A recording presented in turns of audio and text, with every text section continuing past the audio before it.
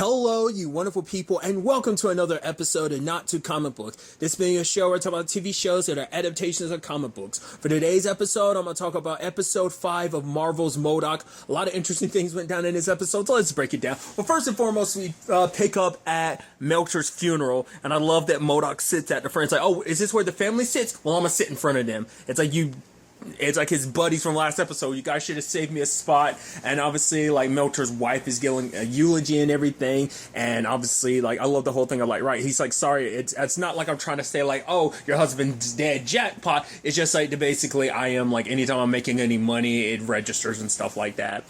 And obviously trying to get Melissa off her phone, but Lou being like, oh no, I can't wait for your funeral, Dad. He's like, see, now that's the attitude. But the whole situation with Melcher not living his dreams, never being able to crush his arch nemesis, it made M.O.D.O.K. very,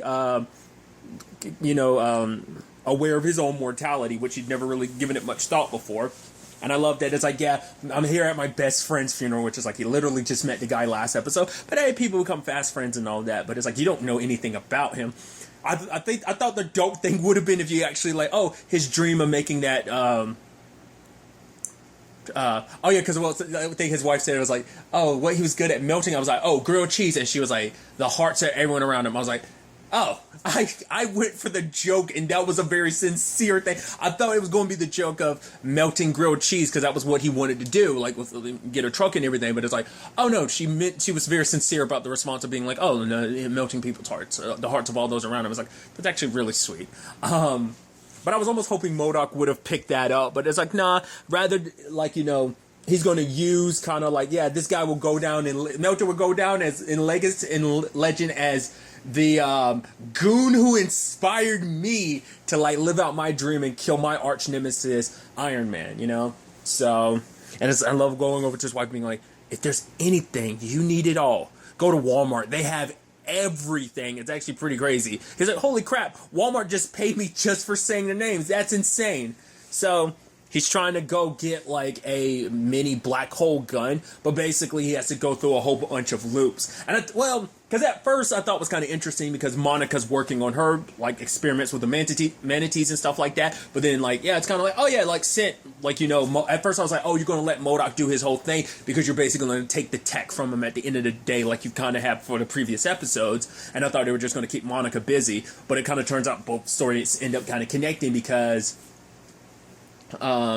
basically you have to go through a whole process to unlock, like, to get through it. So it's like he goes to talk to someone about getting the weapons, but then like he has to talk to Doris, but he ends up talking to Doris' assistant, then ends up talking to someone else, and like basically he has a pitch meeting, and he talks about like, oh yeah, it's like all the stuff in life that basically, a black hole sucks it up, your happiness, your soul, and all that. But why don't we take that and put it in a gun and fire it at someone else? Ray, the black hole gun, thank you. And there was something like, oh my god, that's amazing. But it's going to take about 3 months of going through all the proper channels to get that as like a go-ahead. Monica is being forced to take a vacation. She's basically got 3 months built up vacation. So they want her to take it all at once. But she just wants to keep working on her like project because she's been working on it for 19 hours a day, 7 days a week. It's like, so I'm guessing it's implying like she literally only sleeps like 5 hours a day. That's interesting. Dedication on her part. So her and M.O.D.O.K. end up working together. It's like, right, you can get your gun and I can get my erase my vacation days, so we both kind of get what we want. It kind of, it's like, right, because we need to take this company back to the way it was 10 years ago. And I love how they're like, oh yeah, this 80s theme, even the way Monica's dressing, and it's like, yeah, here in the year 2009. I love that they keep doing that, being like, yeah, this is something you'd expect to happen in 2009, because hey, it is 2009. I love that this being like a recurring bit. But basically, they need to keep Dolores occupied. And I actually really love that whole bit about, like, yeah, like, it's like, oh, they're on a meeting calls, and it's a delay, and then more people come up, and it's like, shut up. It's like, wait, did you just tell me to shut up? No, I told Jose to shut up. It's like, oh, And oh, this is Rodney. It's like, oh, hi, Rodney. It's just like, it was an absolute and utter mess. The delay and everything. It was such a good bit. And it turns out like M.O.D.O.K was behind all that. And like even Monica being like, wow, that's truly evil. He's like, I know. Plus, we're going to need to keep everyone else distracted. I guess we're going to have to say it's someone's birthday. How about Gary's? And Gary's like, hey, actually, it is my birthday. And it's like, yes, Gary, we see you playing into it. But will anyone actually show up? I mean, we'll have to take the risk. But Gary's like, yeah, everybody loves Gary. And it's like, sadly, it turns out no one does. Because another aspect to this is to keep people distracted. There's like these fake like blob versions of themselves that Monica ended up making. And all these different catchphrases M.O.D.O.K's trying to try out, he basically instilled in his copy.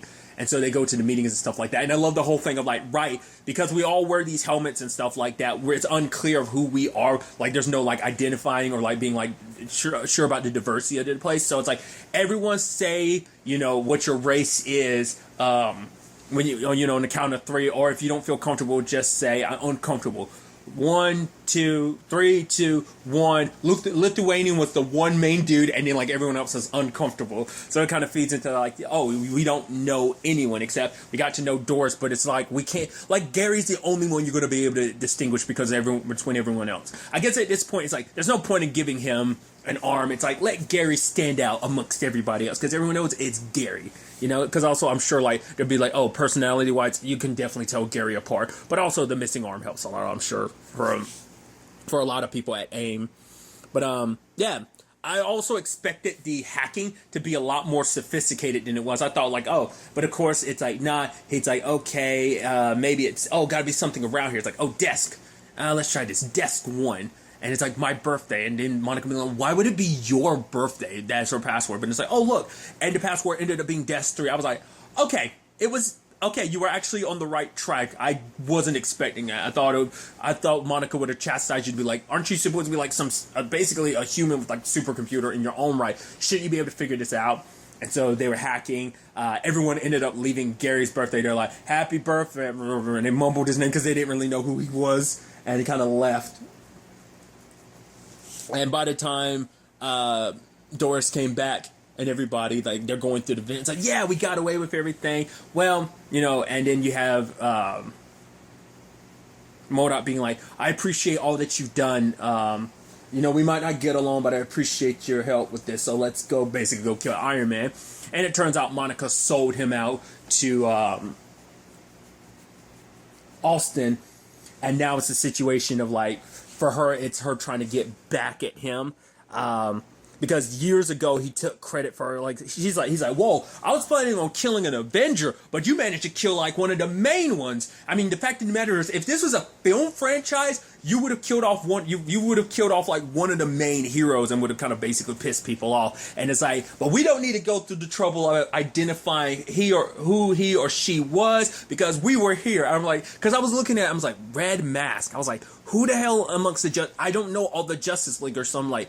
I was like, well, to be fair, I was like, the only one that comes to mind was like, Spider-Man? I don't know. But I love that they made a whole point of like, yeah, you killed off one of the main people, but we're not going to acknowledge which one it was. Was it this episode or was actually, it might even been last episode. I don't think I took notice. I think I meant to think about it, but I didn't. We did get like some because of Pound Cake, we did get some X-Men references, but also like there was like a beer commercial that had like Logan, like Wolverine's like claws. I think that was last episode that I forgot to bring that up. I believe that was I don't think that was this episode. But then we actually had a full-blown battle, which I wasn't expecting, which I love that. It's like, oh, mad scientist fight, and everyone's gathered around and stuff. I actually liked the different tools, and I liked how that battle was handled. Like him making her younger, her turning him into like a monkey or something, sending out little explosive versions of himself. It's like, she's like, why are they shrieking? He's like, because it's cool. She's like, oh, dang, my shoulder again. But what really surprised me was the 2D sections. Like, actually, that's super sick. That looked really cool because it's supposed to like mimic like a 2D fighting game. I was like, that's actually pretty dope. Actually, there were probably other references there that were going down that I wasn't really catching. But yeah, Monica kind of was. I mean, it was kind of an even killer fight, but you can definitely tell Monica had the advantage because, I mean, to be fair, she is smarter than him. But to be fair, like, you know, M.O.D.O.K was handling his own. But she proceeded to beat the crap out of him. And then, like, the moment, like, she stabbed him in the eye, I was like, oh. And he's bleeding out. I'm like, wait, did he trap you in a simulation with his powers or something? She's like, oh, no, you're not getting off that easy. And she sprayed him. And he's like, oh, my God. And he comes back. He's like, wow, all religions were wrong. And then she proceeds to kick his ass some more. I was like, I wasn't expecting that. You actually killed him and then brought him back to life. Interesting. And obviously the board is like, oh, my God, this is the...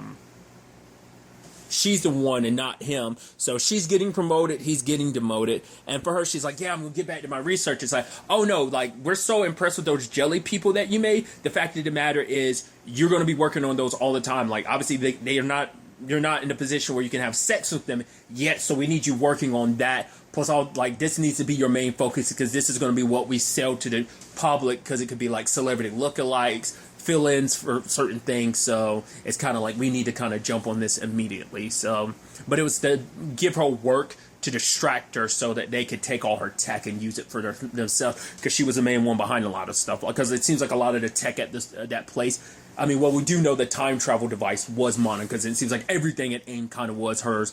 She even like kind of looks back, and it's like, right, he took all the credit, but he's like, yeah, all your weaponry is super badass. The fact of the matter is, it's like, just as long as you keep making more stuff, no oversight, but just keep making more stuff, that I can find different ways to murder people. So that was kind of an interesting development, because she actually started regretting it. I do appreciate, well, in a morbid way, the fact is that she kept the skull of whatever Avenger it was that she killed, and she kind of felt bad, because, like, right, me and him have our end, because for her, it's like, you suck, you're not good, you're terrible for AIM and stuff like that, but now it's like, right, you did give me a chance. You might have taken credit, but you gave me the freedom to do what I do, and like me being the scientist I am, I'm able to do what I do. So she does kind of feel a little bad now. And I love that M.O.D.O.K showed up at Avengers Tower throwing a rock, like, come down here, Tony. Tony's like, I'm sure you're in a very rough spot right now. He's like, also, I heard you call me a wet bitch. What does that even mean? And sprays him with water, and like, it's pretty obvious. You need, like, there you go, you wet bitch. And it's like, okay. Because it's like, he was outside of the tower screaming about death and stuff like that. And he's like, you're pretty pathetic. I'm just going to leave you alone. And he's like, yeah, I did it, Melter, our legacy. And it's like, oh, I guess some small victory in that, you know? So, interesting developments. I also appreciate the entire episode. You have people watching Jodie's stuff about, like, organizing and stuff like that. I thought that was kind of an interesting development. It's kind of, I would assume, like, everyone at AIM is a bigger fan of his wife than they are of him. So, like I said, we also learned about who this group is. The board. They said the name, I'm already blanking on it now, but basically they're the Living Corporation. I'm like, some of this stuff comes up, you're like, that can't be real. I mean, to be fair, because I'm thinking, like, that has to be like a play on ego, right? Not unless it actually, the Living Corporation probably really is a thing, which is interesting. It's interesting, like, how many corporations run amok. Like, both, you know, in this particular case, a living corporation, but also, like, you know, Roxxon, obviously, Rand, obviously, Stark, Enterprise. Like, there's so many, like, big-name companies running amok in this universe and stuff like that. It's just kind of interesting to think about. But, yeah, it's just because it made me think of Ego, the living planet, so I wonder, they kind of something of the same vein. Probably not as top tier as him when it comes to, like, power level and stuff like that, but like a living corporation. That's interesting. So we'll ultimately have to wait and see where all of this goes, because now that she's distracted, they have access to all of her technology. Maybe they're moving into their final phases. So it's definitely going to be interesting to see where all of this ends up taking us going forward into the next episode. But really, that's all I want to talk about. Till next time we meet, be happy, be safe, live life to the fullest, and enjoy it. Good day and goodbye.